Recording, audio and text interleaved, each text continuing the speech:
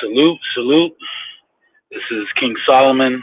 I want to talk a little bit about embracing the barbaric principle. The one thing that has weakened men in the West is embracing pacifism, embracing the concept of the brotherhood of humanity. And it has taken men's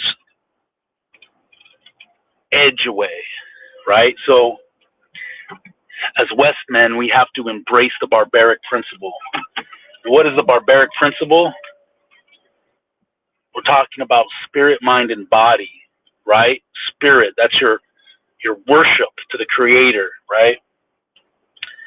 But our worship to the Creator isn't just a mind thing, right? It's not just a word thing. It encompasses the body, right? Keeping our body, make your body a weapon. See, don't rely on weapons. Make your body a fierce weapon that is dangerous. So part of this barbaric principle is to be dangerous and reject the concept that hate is bad. See, what I notice, I always pay attention to what my enemies don't like. And the enemies of the West, the Judeo worldview, has a concept called hate speech, right? They say, don't hate. This is hate speech. The reason why they're doing that is they're trying to get you to bring your defenses down and to embrace and tolerate evil, right? So we have to embrace perfect hatred, as a famous king once said, to have a perfect hatred for those that hate God, for those that have false ways, right? So we need to embrace the concept of hatred. But a perfect hatred, a healthy hatred. See, a perfect hatred brings a defense against that which threatens that which you love. And if you love something, you will defend it with the most ferocious vitality, right? So vitality is another concept of embracing the barbaric principle, your vitality, your vril. And this is, as Western men, we have to embrace again, right? Because we've been so cucked by Christianity with a slave mentality. And this is why I say there is no healthy worldview outside of the Catholic worldview of Christianity.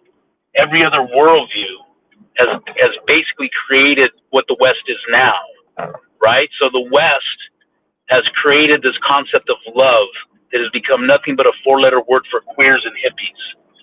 But true love has a power dynamic, right? And what you could say is the barbaric dynamic. You're going to defend that which you love with ferocity. That includes and is everything up until violence, right? Now, violence in defense of that which you love is good. Violence for the sake of violence is bad. So as Western men, we need to embrace again that concept that you don't have to love everybody. We're not meant to love everybody. We're even meant to have enemies, right? And we're meant to go to war with enemies.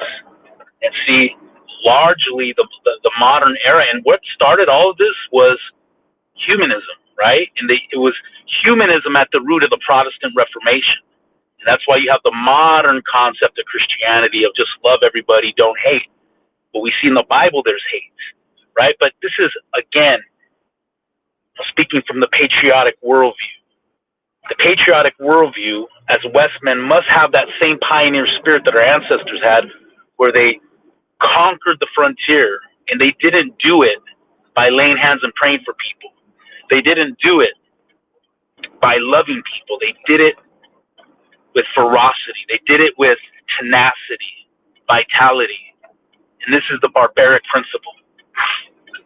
And as we stand at the threshold of, as we stand in, I should say, in the midst of the Judeo worldview and the threshold of the destruction of the West, the only way to save it is by men not just praying on their knees, but getting up and fighting. Again, embrace the barbaric principle. Be willing to destroy your enemies, right?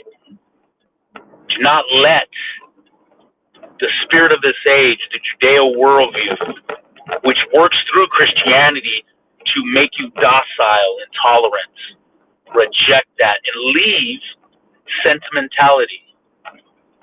Leave sentimentalism.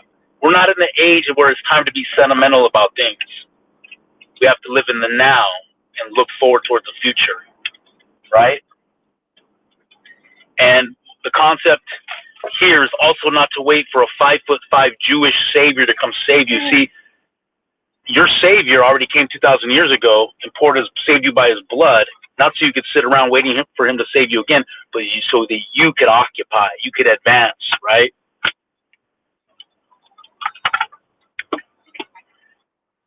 Generations of Christian men and women fought.